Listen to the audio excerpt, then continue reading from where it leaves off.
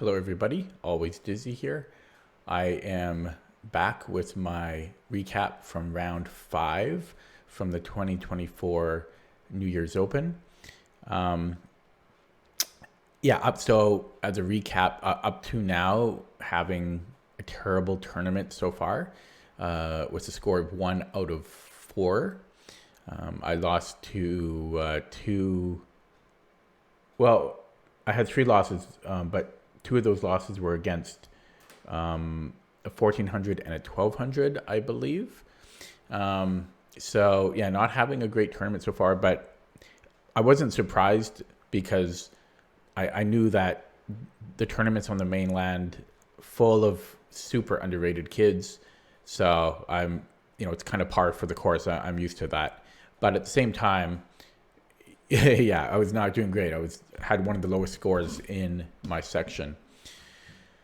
But it's a 9-round tournament, so there's still chances to get a half decent score. And this was round 5, the second round of the second day. And my round 5 opponent was Bella Wang. And when I saw the name on the pairings before I went to the board, I thought it might be like a 6-year-old girl, but she was older. It's hard to guess the age, maybe 20. And when she shook my hand at the start of the game, I felt very emasculated because she crushed my hand. She was very strong, and I'm very weak. So it just highlighted that fact. And I'm like, uh-oh. So Bella was rated 1287. And it's a Swiss pairing, right? So she would have had probably the same score as me. And I had the white pieces, and let's take a look. Whoops. Okay, so I played e4, e5. I think this was the first non-c5 I faced so far in the tournament. I think so. No. Well, no. I played against the Carol Khan first round, but this was the first e5. So it's a little something different, a little different. Played knight f3, knight c6, and we have the Ruy on board. And then she played knight e7, which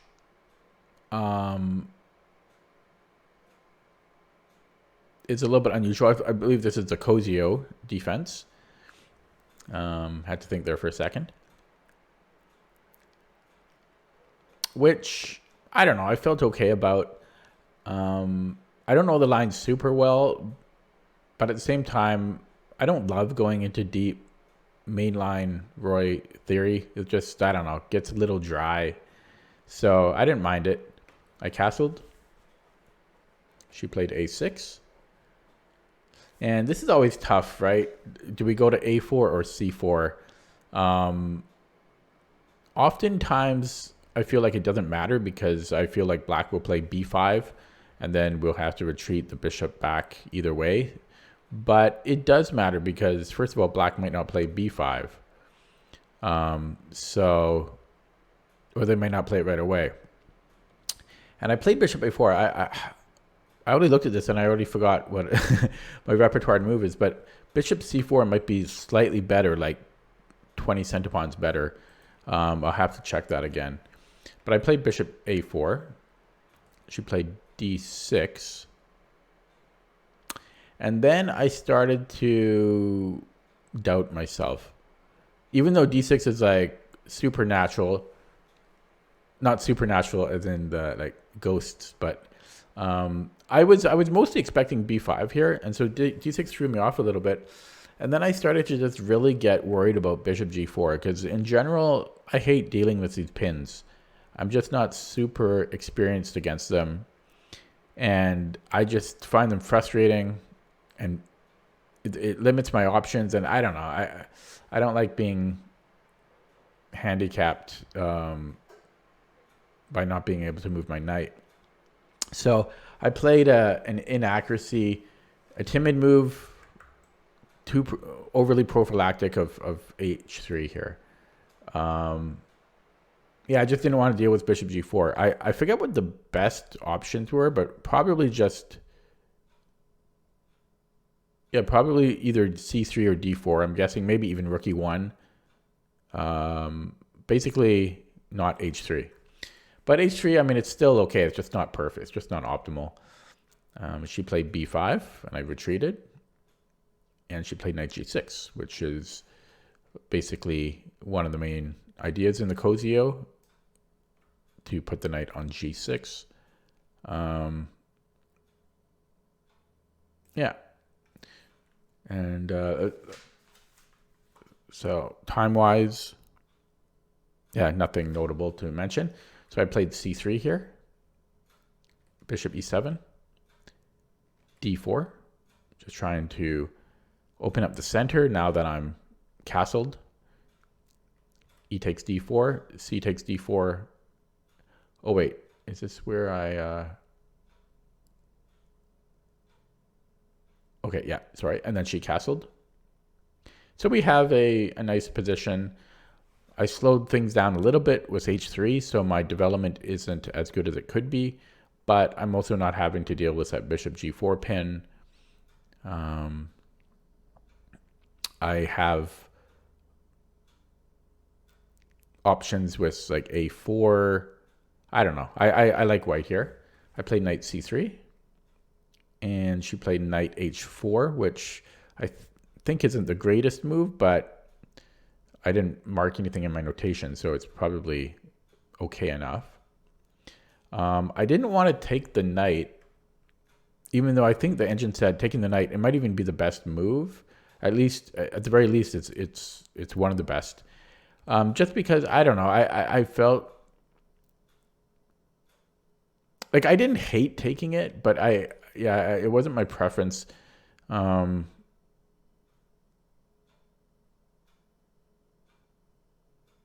just thought, like, it was these two bishops here and her queen. Like, her queen might be able to follow her dark squared bishop in, something like that. I don't know, like knight takes h4, bishop takes h4, and then later her queen going to f6, and then to g6, and stuff like that. I just didn't really feel like I wanted to facilitate that. So I played bishop e3. You know, if she wants to take on f3, she's welcome to. She played bishop b7. And then I played knight d5, which the computer marked as an inaccuracy.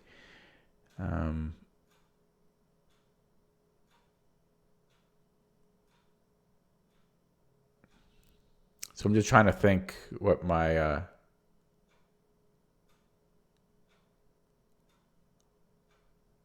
I'm trying to remember what I was thinking here. I think I really just wanted to get my knight over to the king side to help start an attack. And I guess I could have put it on e2. No, I couldn't have put it on e2 because then knight f3. So that was what I was thinking here. I just want to get this knight to f4, then maybe to h4, do something there. This is always a threat to take on e7. And again, I just didn't want to go this route because of knight takes f3. The funny thing is, I think the computer actually thought that would actually still be okay for us, even with the double pawns. But yeah, I'm not taking that risk. Now, instead of knight d5, the computer liked bishop d4. Or sorry, bishop d5. And I've seen this type of move suggested by the engine in the past, especially in the Ruy. And I guess the point behind it is that black can't really do anything about this bishop on d5 without trading his own bishop, right? Because he has no pawns.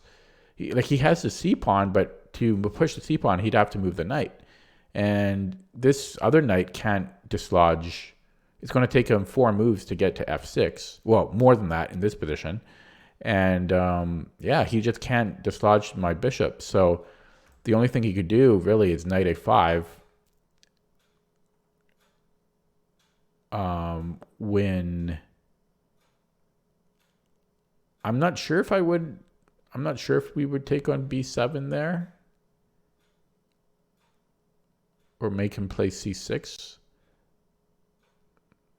I guess we could take, and then his knight is awkward on b7, although then he can play c5. So I'm actually curious. I'm going to turn on the engine here if I follow this bishop d5 idea. So after knight a5, there's multiple things we can do, but the computer is giving preference to this. And then it's fine with pretty much anything here. And maybe just this d-pawn will be a bit too weak. It's preferring to take the knight first and then bring in the queen. Yeah, so I think basically the knight is a little bit misplaced on b7. Because what's it going to do? Is it going to go back to a5? That doesn't really make any sense. And so, yeah, it's a little bit misplaced. And if black tries for something like c5,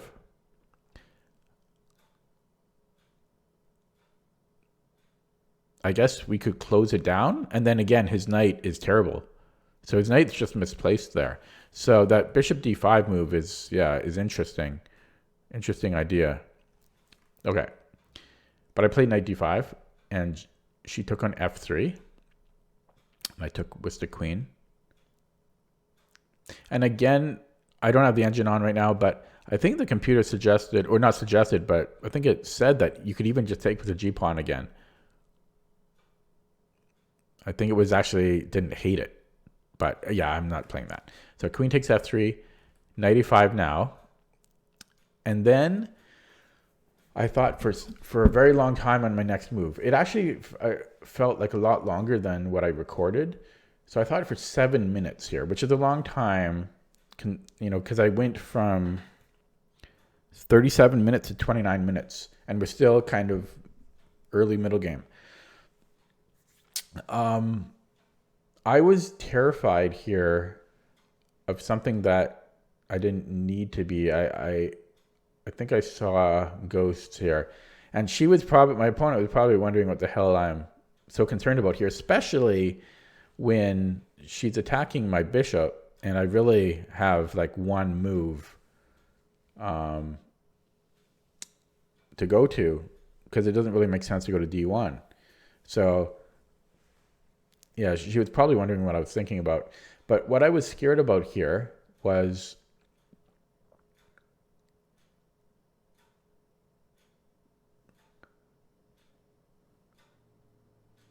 wait.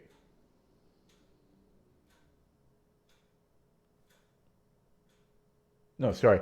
No, I was rightly scared. I was correctly scared, but then for some reason I just kind of froze in my thought, and I didn't get past it. So I was scared of knight takes e7, because I was considering to take on e7. This is what I was considering. But knight takes e7, queen takes, and then bishop c2, and then f5. And this terrified me, and I think rightly so.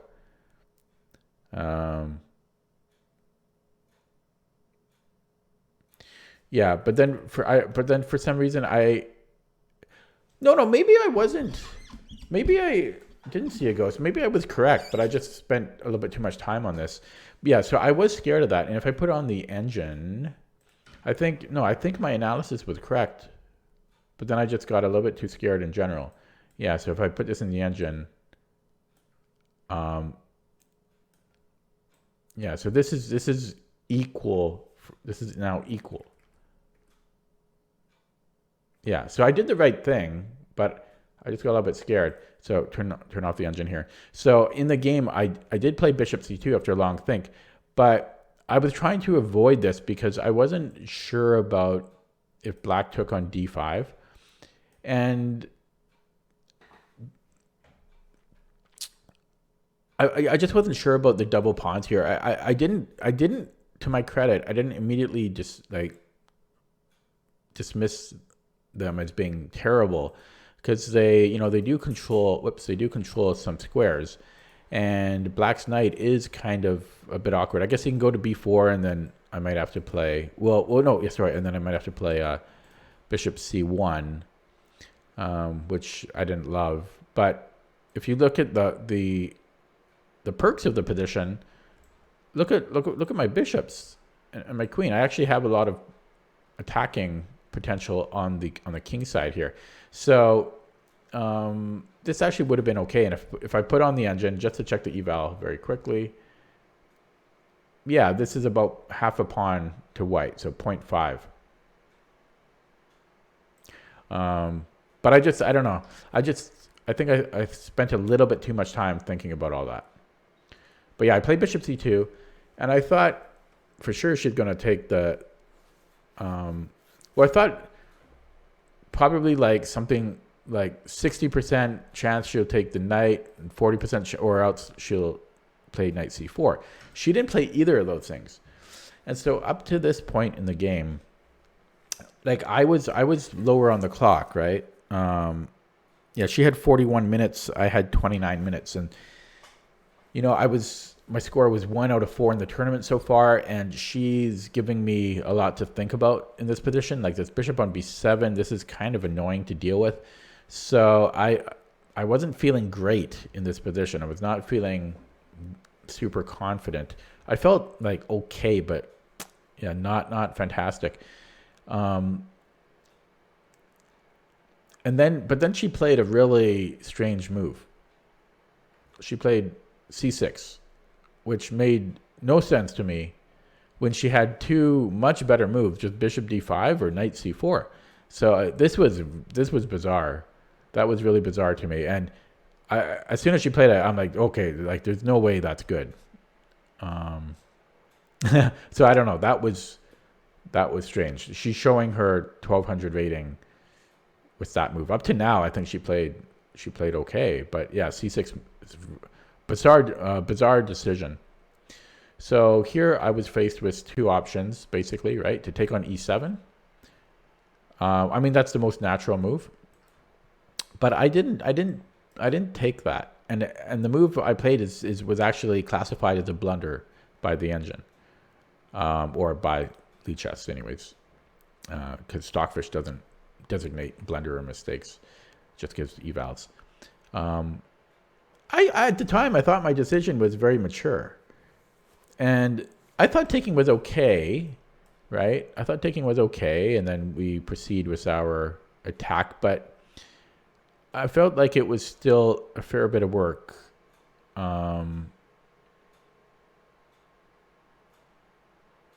I guess I could have played b3.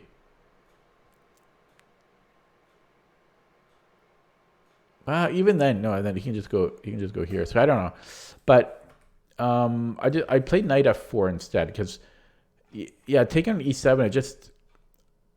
I don't know. I thought I had better chances with knight f4 by not trading because this bishop seems pretty bad to me for black, and I didn't really necessarily want to take it. Like both of these bishops are not. They have potential, but right now they're not good.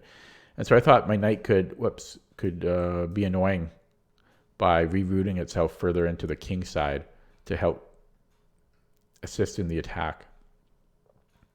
Yeah, and again, I thought it was a mature move, but the computer, yeah, said it was a blunder. And also, since I have more space, I didn't want to trade. And by blunder, I think the position is just more probably closer to equal again. But by taking, this was supposed to be completely winning. I should probably look into that a little bit more because I don't remember exactly why the shift is so big between those two moves.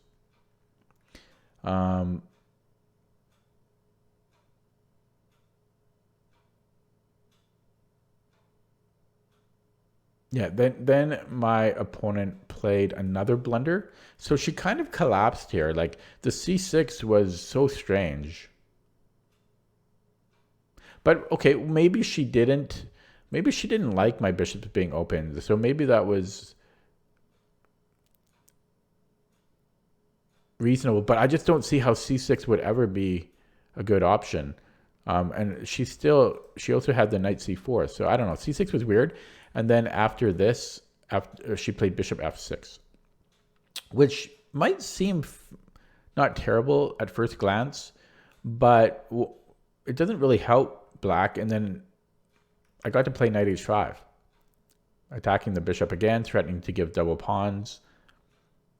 I wanted to put the knight on h5 anyways. So yeah, bishop f6 wasn't great. Maybe she wanted to, maybe she wanted to play like rook e8, g6, tuck the bishop in there. But yeah, unfortunately for her, that just allows knight h5. She played king h8 because she doesn't really have other great options. Because if she plays, okay, well, if she retreats,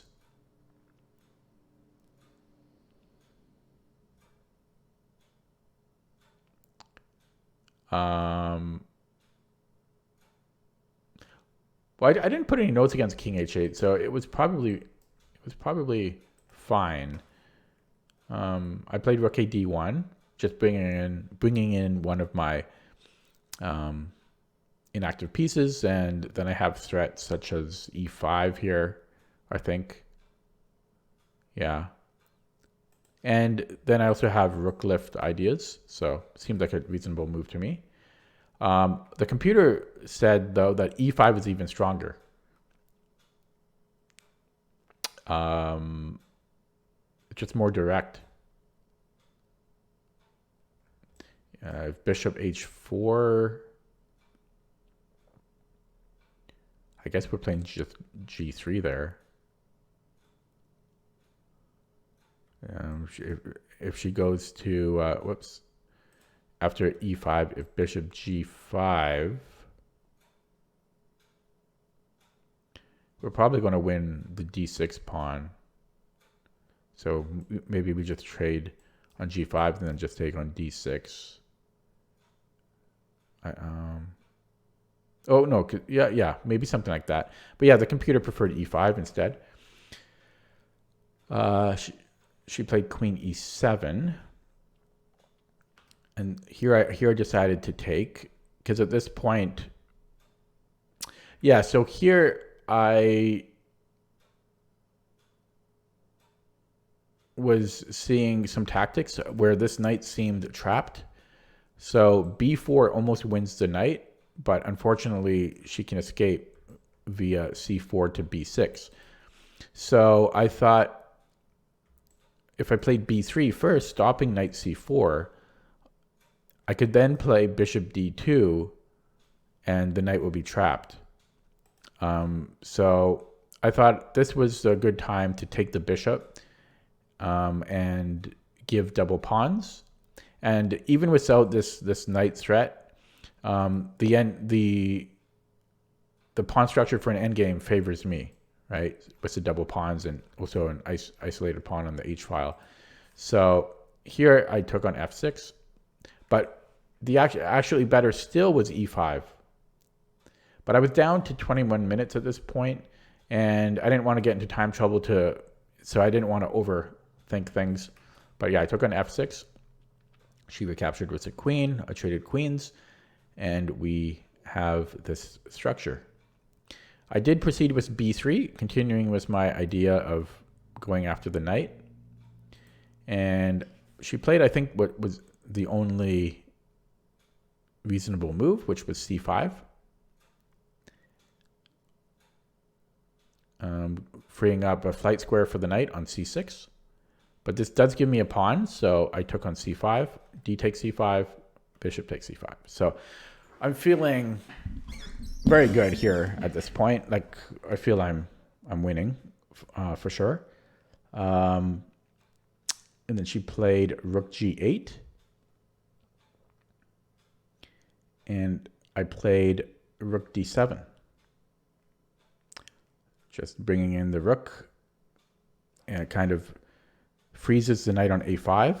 Otherwise, I take the bishop, and then I'm threatening f7.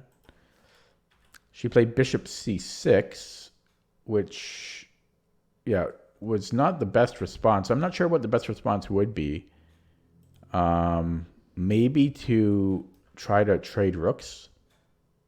But then she takes here. Yeah, it's kind of, I mean, there's not a great option.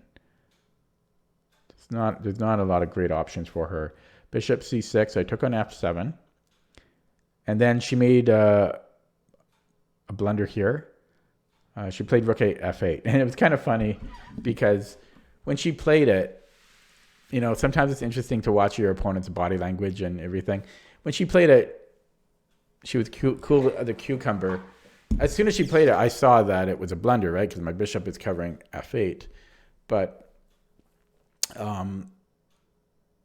she didn't notice it right away. And then I waited for her to notice it. And then, maybe about 10 seconds after she played it, then I could see the lights go off, the alarm bells ChessBase crashed, so had to restart it. I'm gonna have to split these videos together.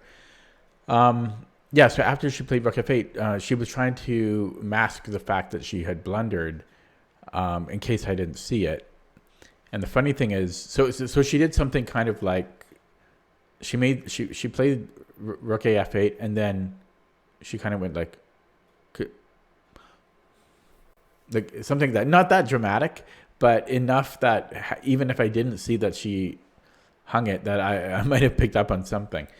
I felt kind of bad for her because she was really trying to hide the fact that she had blundered here. But to be fair, like, had she not blundered the rook, she's losing anyways. Like, this is just completely winning for white. So it's like it's not even close. But yeah, this makes my job even easier. And unfortunately for her, she had to sit and wait in this position for a while because I didn't immediately recapture because I wasn't sure how I was going to recapture, and I actually kind of screwed up myself. I got a little bit complacent because my instinct was to not take with the rook, but to take with a bishop, right? Because so we win the exchange. It's kind of funny that I screwed up here. And my idea was, so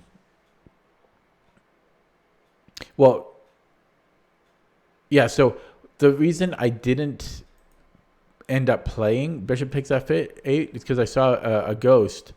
I thought that she had, I thought that she could take first. So I'll put it on the board instead of the arrows. I thought that she could take on f8. Wait. No, what did I think here? What was I confused about? Yeah, no. For some reason in my mind, and this happens to me, it's something I have to get over, but when I'm completely winning, I get complacent because the game seems so easy. But for some reason, I was scared of king g7 in my mind. King g7, and then I thought I'm not actually gaining anything. But is that what I thought? Because that's illegal for two different reasons. But honestly, that's what went in my head. That's what was going on in my head.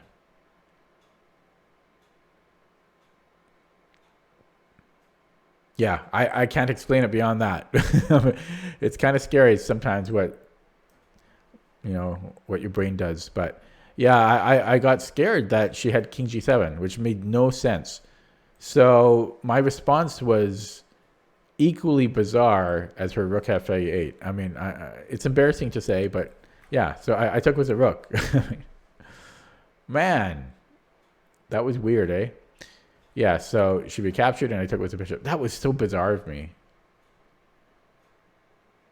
I mean, I win both rooks for my one rook, but just the fact that I thought that she had king g7 here, it was so strange. And so I think bishop takes f8 was the better move, and by keeping more pieces on the board. But yeah, okay. Anyways, it didn't really matter. She played knight b7. And so she didn't resign here. I was slightly surprised. Because, I mean, kids will play on. A lot of kids will play on until the bitter end. But my opponent was 20 years old. And I guess she just didn't psychologically accept the reality of the situation here. But, I mean, I am up a rook and 2 pawns. So a little strange. But okay, I guess we're playing it out. So I played rook d1, king g8, bishop h6, king f7, played e5, f takes e5, bishop takes h7. I had some intrusive thoughts here of kind of trolling her and I don't know, getting like 6 bishops or something silly like that. But I always think about doing that, but I never actually do it in a tournament because, you know, it's not, it's very rude, very unsportsmanlike. Plus, it just takes away time that I could be resting before the next round. But it does kind of annoy me when people don't resign when they're completely losing in a tournament, because it's kind of disrespectful of my time and just of me in general. Because but okay, so she played e4, played rook c1, bishop d5, bishop f5, king f6, g4, knight d6, rook d1, king e5. And then I got sloppy here again. I just got a little bit complacent. And just to give an idea of the times, plenty of time. I had 15 minutes here. I blundered here. I'm still completely winning, but I did blunder. So I think just because I was so focused on simplifying, I played bishop f4 check, just trying to simplify, take my bishop, I take your bishop. But much better was bishop g7, where I just win the bishop for free, his bishop for free. So I just did not see bishop g7. And I think even f4 was good. I think f4 just gives us another chance to play bishop g7. So, but yeah, I should have played bishop g7 here. But I played bishop f4, king takes f4, bishop takes d5, knight f7, rook d4, knight g5,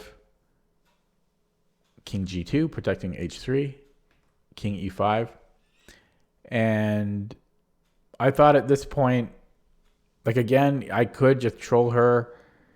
But at this point, I'm like, okay, it's time to make a point, and let's just stop any potential shenanigans. So I simplified with rook takes e4, but it was mostly to make a point.